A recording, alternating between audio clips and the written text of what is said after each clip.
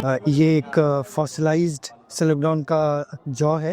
मतलब जो फॉसिल में पुराने जो हाथी हुआ करते थे उनके एक दांत का जॉ, अकलदाड़ जो हम कहते हैं हमारे, वैसे ही एक दांत का एक फॉसिल है ये। वैसे ही ये जो है ये स्ट्रोमेटोलाइट है जो सलखंड में पाया जाता है। ये भी एक फॉसिल है जो पुराने जीव के सृजन का प्रूफ है। ये डायनासोर का अंडा है जो हज़ारों साल पहले का है, जो अब अंडे के आकार में है लेकिन पत्थर में तब्दील हो गया है। वैसे ही ये भी एक फॉसिल है, एमोनाइट बोलते हैं इसको, शालिग्राम की तरह भी पूजा जाता है, कहा जाता है। वैसे ही ये भी एक फॉसिल है जिसमें आपको पत्ते के इम्प्रिंट्स नज़र आ रहे होंगे। ये पत्ते के फॉसिल्स हैं, पूरा जीवाश्म है। तो ये सारे जीवन जो इवोल्यूशन, लाइफ की जो इवोल्यूशन है उससे रिलेटेड ये चीज़ें हैं।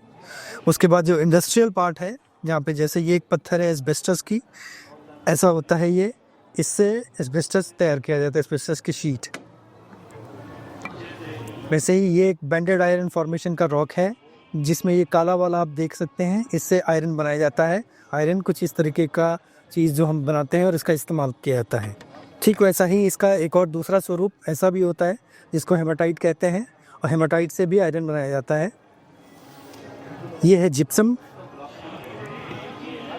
ये है सैंडस्टोन। सैंडस्टोन का प्रयोग बहुत सारे किलाओं, फोर्ट को बनाने में या फिर अभी भगवान राम के मंदिर के निर्माण में भी हुआ है। ये है मार्बल या लाइमस्टोन। मार्बल तो बहुत फेमस है, ताजमहल बना है या फिर घरों में हम इस्तेमाल करते हैं। ये जो पत्थर स्टेटाइट, इससे भगवान राम की मूर्ति का निर्माण हुआ है।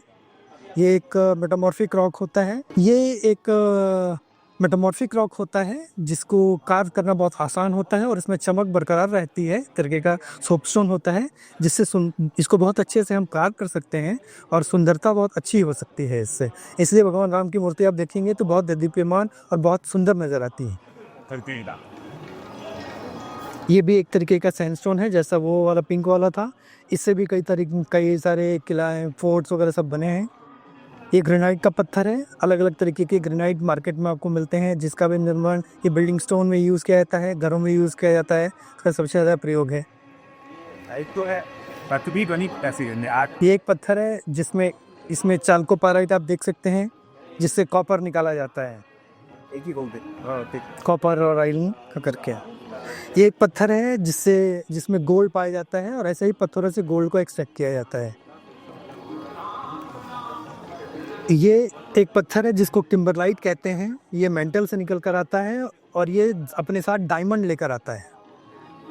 तो डायमंड जो भी हमें मिलता है ओरिजिनल फॉर्म में, वो ऐसे ही पत्थरों में मिलता है जिसको किम्बरलाइट कहते हैं। ये लेड का पत्थर है, इसको गैलेना बोलते हैं। लेड सल्फेट है और ये बहुत भारी होता है। इतना छोटा सा पत्थर है लेकिन बहुत भारी है ये, और इसको आप टच करेंगे तो हाथ में थोड़ा सा कालापन भी आता है इसको साथ जो है। ये एक तरीके का अभ्रक है जिसमें लिथियम पाया जाता है, जिसको लेपिडोलाइट कहते हैं।